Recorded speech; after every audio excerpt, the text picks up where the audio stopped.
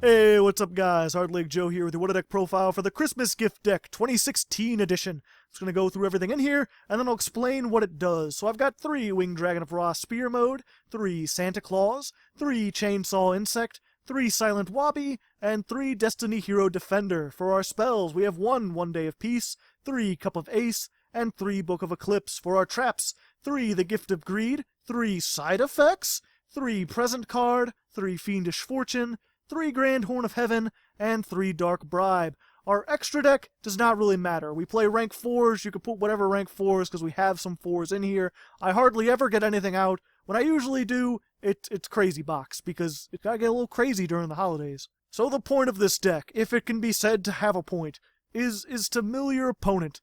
It does this by having them draw a crap ton of cards.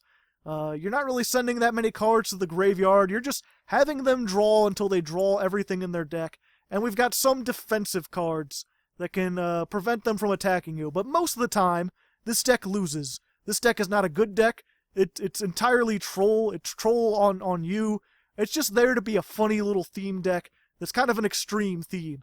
Just all these Santa Claus things. We've of course got Santa Claus, we've got the giant Holy Christmas ornament, we've got the Christmas fish, we've got the Cup of Miracles, the Holy Book, the Bible itself, Gift of Greed, what happens when you eat too much of your grandma's cooking, Present Card, the giant Christmas Horn of Heaven, and these two I don't really have a thing. But everything's sort of like Christmas themed, and everything in here gives your opponent a card in one way or another. So Ra Sphere Mode, if you're unfamiliar with it, requires 3 tributes to normal summon, but you can tribute your opponent's monsters to normal summon it to their side of the field. And then during the end phase, it comes to your side of the field, during their end phase, I should say.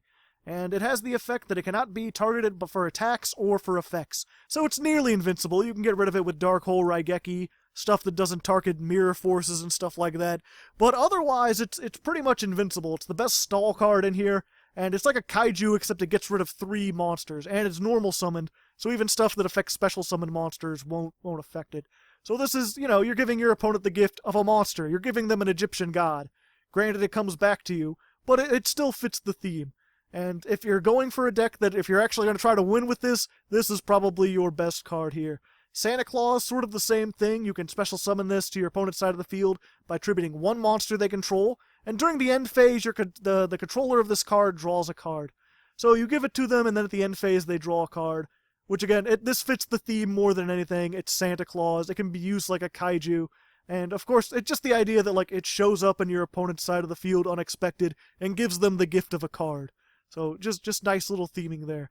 We've got Chainsaw Insect, just 2400 attack. Can be a pretty good defense wall or just a beat stick in general. I rarely use it to attack, but you can attack into a defense position Santa Claus, only take 100 damage. And when this is attacked or does attack, your opponent draws a card, so they're drawing more cards. Silent Wobby, during your main phase, you could special summon this to your opponent's side of the field. When you do, they draw 1 card, and you gain 2,000 life points. Also, the person controlling Silent Wobby, their hand size becomes 3. So this is another decent one. Again, it makes them draw a card while also giving you life points so you can stall a little bit better. What's also good is if you can get to the point where you're giving them so many cards that they can't set anything anymore, then their hand limit's only going to be 3, so they're going to be discarding a bunch of those stuff.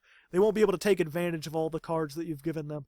Destiny Hero Defender, just a big 2700 defense wall, and if it's face up during your opponent's standby phase, they draw 1 card. So not only is this defending you, but every turn that it remains face up in defense mode, they're just getting more cards. One Day of Peace, you each draw a card, and then neither player takes any damage, so more draw power plus stall power. Cup of Ace, toss a coin. If heads, you draw 2 cards. If tails, your opponents draw 2 cards. This should be fairly obvious. It's a win-win as far as this deck's win condition goes. Book of Eclipse, this changes all monsters on the field to face-down defense position, then during the end phase, flip them all face-up, and your opponent draws 1 card for each. So this is also really good, especially with Silent Wobby. If you activate this in the end phase, then your opponent can't do anything with the cards that you give to them. Like, all their monsters go face-down, then they have to draw, then they flip face-up immediately again.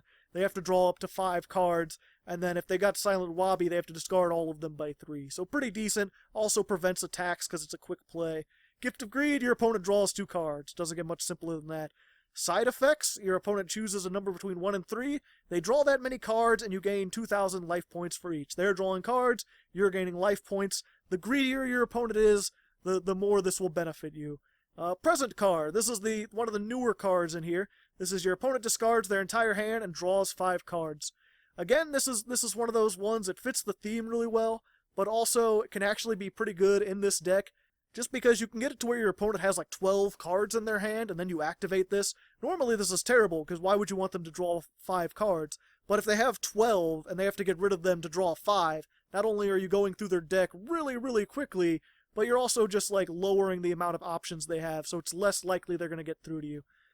Fiendish Fortune, this is another new little card, kind of neat. So once per turn, during your standby phase, your opponent declares either a monster, spell, or trap. Excavate the top card of their deck, then place it on the bottom of your deck. If it was the declared type, your opponent draws 1 card, otherwise discard 1 card. So we play a fairly good mix of spells, traps, and monsters, so it's going to be difficult for them to guess. I mean, traps most likely, but there's enough of everything else that they can't always call traps. So if they get it right, they get to draw a card. If they get it wrong, they discard a card. So again, you're either deck thinning them even quicker, or you're getting rid of their options. Grand Horn of Heaven, of course, just negation. If they're going to get something that wipes the field or something big, not only can you negate that, you can move them immediately into the battle phase or to the end phase because it skips their main phase, and they get to draw cards, so more drawing cards. Finally, Dark Bribe, same thing. If they're going to Raigeki or Sphere mode, you Dark Bribe it, they draw a card, and Bob's your uncle. Now, the side deck. There's a couple things in here that I did think. Originally, I wanted to focus this more on giving your opponents monsters, and if you want to do that, a really interesting card is Ra's Disciple. When this card's summoned, you can special summon up to 2 other copies from your deck, and you cannot special summon monsters while this is on your field, except by the effect of Ra's Disciple. So if you give this to your opponent, they can't special summon anything. We've got Absorbing Jar if they've got more spell traps. This is flip, destroy all set spell traps on the field, and each player draws 1 card for each. So not only can you get rid of their spell traps with removal, but you can also make them draw for each. And good old Penguin Soldier, just for those extra deck heavy decks. Send 2 cards back to the hand, just a classic card. Of course, Creature Swap, I already mentioned, this works well with Ra's Disciple. It also works decently with Penguin Soldier if they don't really have anything, although I think it's up to 2 cards, so it doesn't work. It works well with Absorbing Jar. If they flip it, they're going to get it anyway. And just as a final note, I did include, there are some ways you could make this deck more competitive. I didn't, but if you wanted to do something, Greed is a good option. So every time a player draws a card because of a card effect, they take 500 damage during the end phase for every card they drew. So in the case of like present card, that's 2,500 damage. You're making them take a crap ton. If they drew even more because of other card effects, this could be pretty good. And it's continuous, so it just stays there, and every time they draw a card, they're just taking more damage. Appropriate, every time your opponent draws a card, except in their draw phase, you draw 2 cards.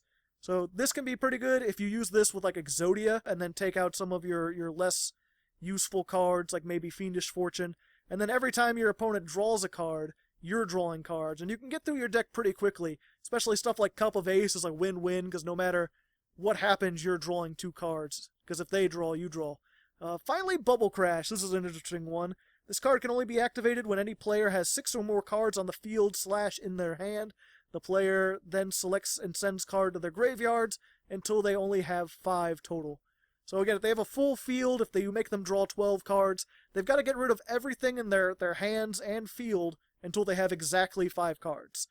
So just brutal amounts of like making them discard a whole bunch of things. So, you know, this deck not meant to be good. I wouldn't recommend playing it. It's just a fun thing I like to do, and I put the profile up just in case someone wants to try it. Next week, I'll be back to my old tricks. I'll be playing a rogue deck in the form of Deskbots, which should be fun. It'll be the 2017 version of that, which should be very interesting. Until then, good luck, have fun, and Merry Christmas.